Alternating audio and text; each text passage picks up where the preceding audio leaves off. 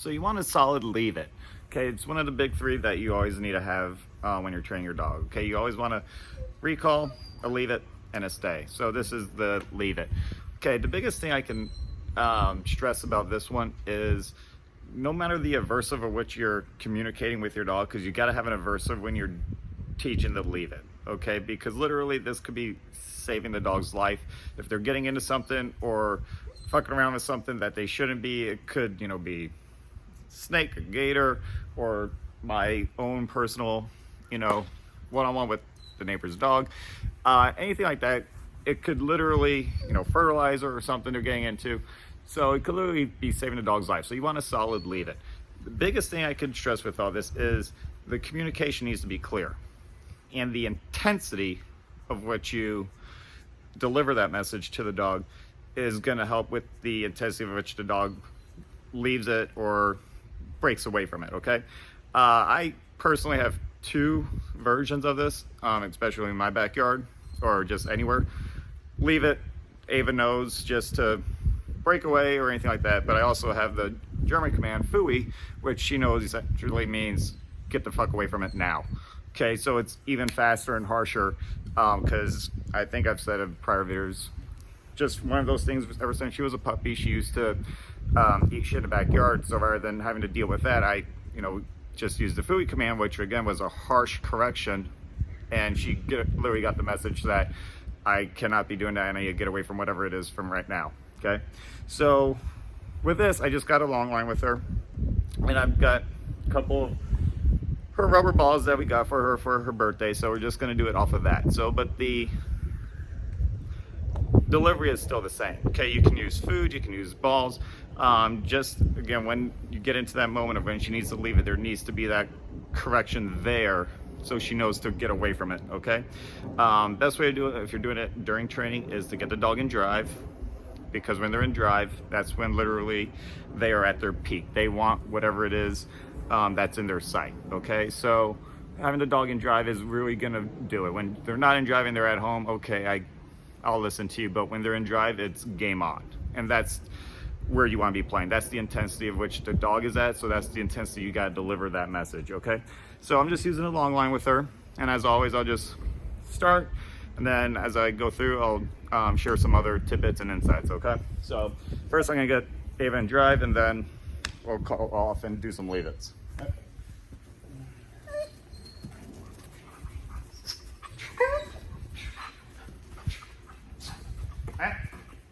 Good girl.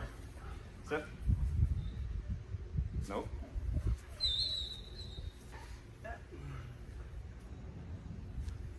Yeah. Leave it. Good girl. Sit. Yes.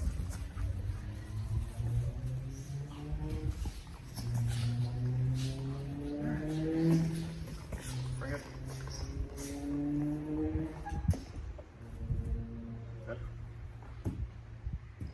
Yes.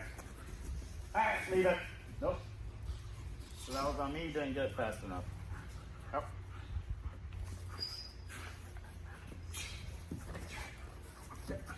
Leave it. Good girl. Sit. Yes.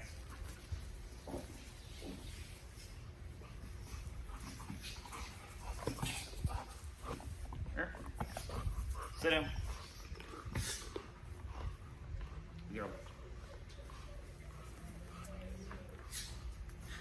So first things first is the timing of it.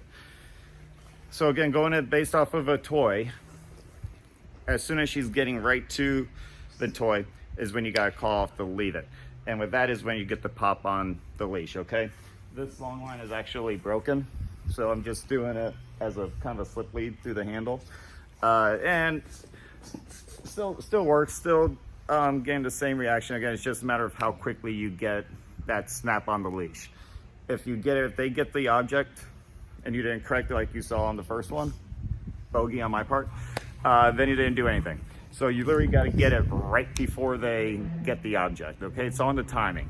If there's a barrier between whatever the object is, okay, you got lucky there, but we're not going for it. If you're, playing craps and you got some luck going for you, you're going we're doing this as if there's no barrier and the object is right there and you got to get the dog off of it, okay? Oh, what? Yeah. Leave it. Yes, good girl. So that one, she broke immediately. I didn't really have to do a harsh correction because after she got the one pop, she called herself off. And that's kind of the goal. You just want to be able to do this one solid time, and there's a good chance she'll get it during that session of when you say, leave it, and she'll break off, okay? Oh. Plots. And if you want to do this from a stationary position, basically, you know, they're in a sit or a plots, and you can literally roll the ball or throw the treat, throw the toy. And if they break from it, that's more of so, you know, breaking the duration of the sitting down, but it kind of, you can use it as a precursor to the leave it, okay? Leave it, nope, plots. Kind of like that. Yes. Leave it.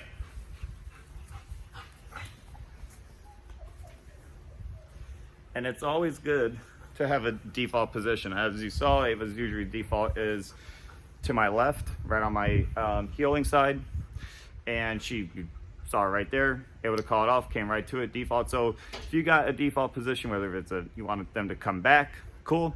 If you want them to just come back to you and sit down, or, you know, lay down, whatever it is, you just work that in as part of the whole exercise, okay? It's the leave it part, then they do the recall. They're gonna do their own recall. You don't have to say here or whatever.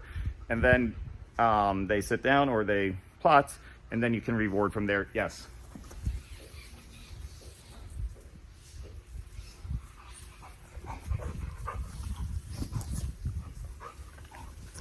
Oh.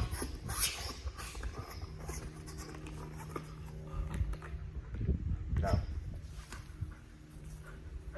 Get yourself table, girl. Out. No. Out. No.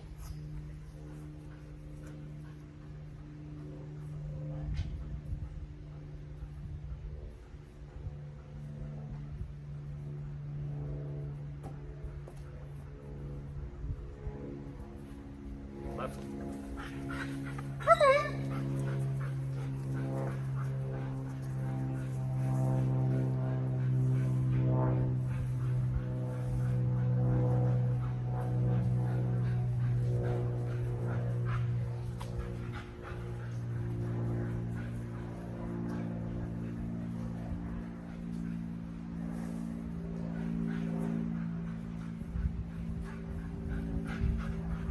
Yes. I was trying to get her to actually break during just the walking, wasn't doing a focus heel, wasn't doing anything, just wanted her to walk. If she looked in that direction or if she kind of went after the ball, then it would have been a leave it. So again, it's all in the timing of everything. So I'll get her a little amped up and see if we can do that one again, because that one actually worked too well. Here. Nope. Nope. Come on.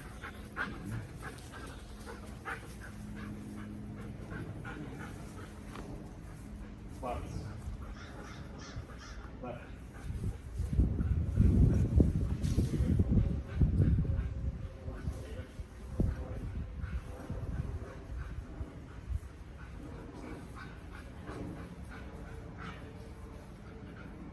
Boost.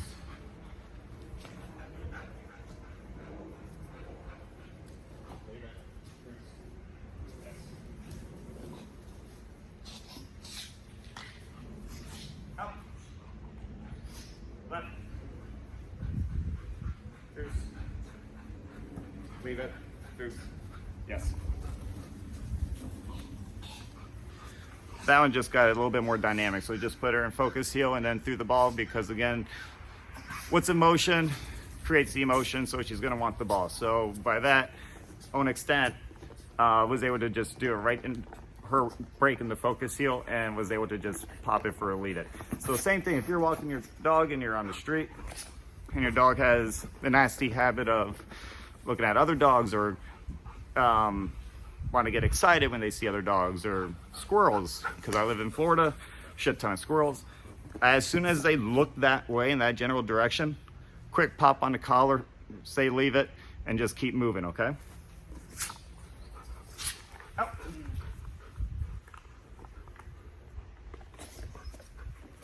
Leave it.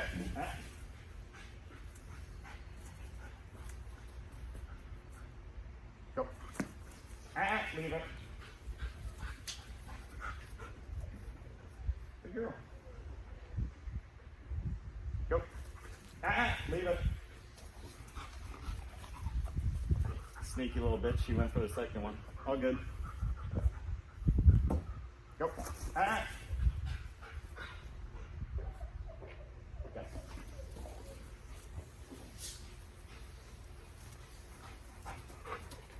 Oh.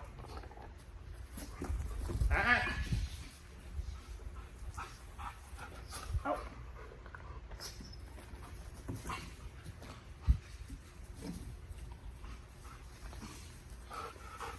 Again, in training, mix it up. Don't do the same combinations over and over and over again. Oh. So sometimes I'm letting her get it, other times not. So I think whatever video saw it, when I did it, her last full training session, there was a bunch of leave its or recalls from it. So again, it is good to do this one over and over again. So this way it's habitual, but don't think you have to do it over and over. Just mix it up when you're playing with her, okay? Oh.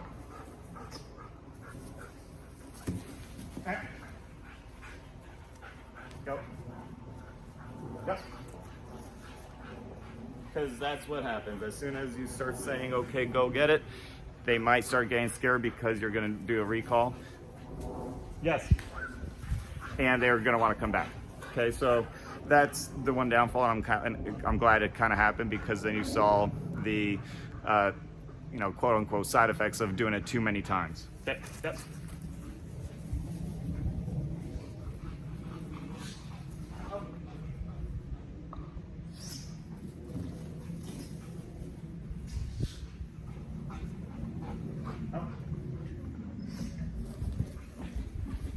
All right, so now I'll do it at a distance. So if you're built up, put the balls basically right around her, and I'm gonna do a recall to me. So now if she goes after the ball, then I could do the quick pop and say leave it, okay?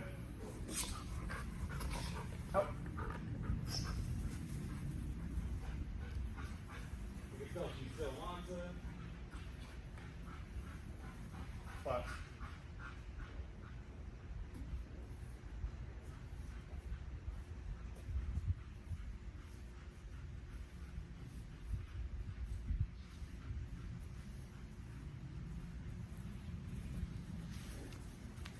Hopefully you can see that, but she's got two choices, there and there. So she can either come right to me, or if she really wants to, she's gonna go deviate and go and try and get the ball. But we don't want her to get the ball, we want her to come straight to us. So I got a little bit of tension on it, but enough to give her a pop because we are at a distance. So if she goes over which way, gonna get a quick pop, say leave it, and hopefully she comes right to us. Okay? Ava, come.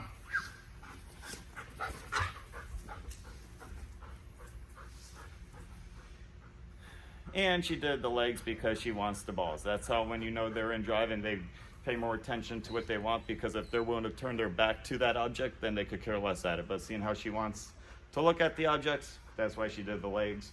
Front. Yes. So, and that's it. We'll just keep doing it again and again a couple more times. Oh.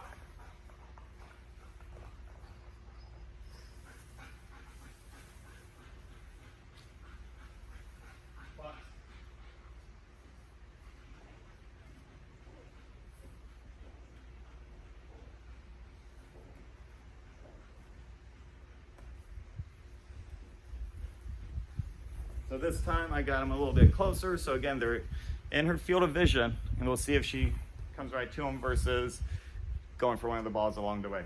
Ava, come.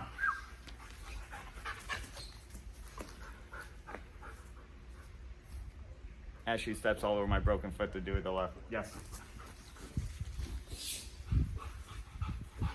Gonna do one more, and that'll be essentially the essence of building a strong leave it, okay? It's all about the communication and the intensity of when you deliver the aversive, whether if it's, you know, pop on the leash, or if you're using an e-collar, or just a verbal, or if you literally have to get up and pull them by the scruff, depending on, you know, the circumstances or the scenario, you don't have any kind of a tactile correction. You got to literally get up and grab them by the scruff, okay? Just like a child. If they're doing something stupid and they're not leaving whatever you want them to leave it, you like putting the hand on the hot stove or whatever, you say leave it, they do something stupid, you literally got to grab them and pull them off to the side, okay? Same thing.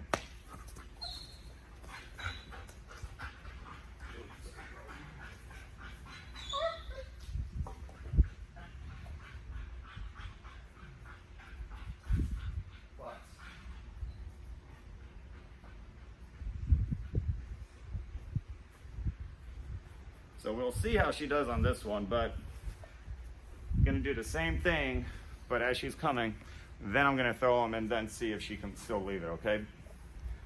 Come. Leave it.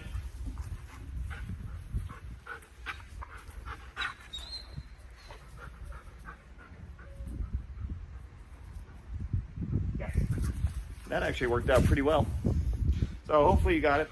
Again, it's all about the timing. You have to get it right before they reach the object. If you get it when they already got the object, or if they're already, just use the scenario again, if you got another dog coming or a squirrel and they're already into that high drive and going after it and the leash is already taut and you lost some of the slack, you're pulling at that point. You're not going to be able to use if you're using a pinch collar or a flat collar, you're literally just tugging at that point.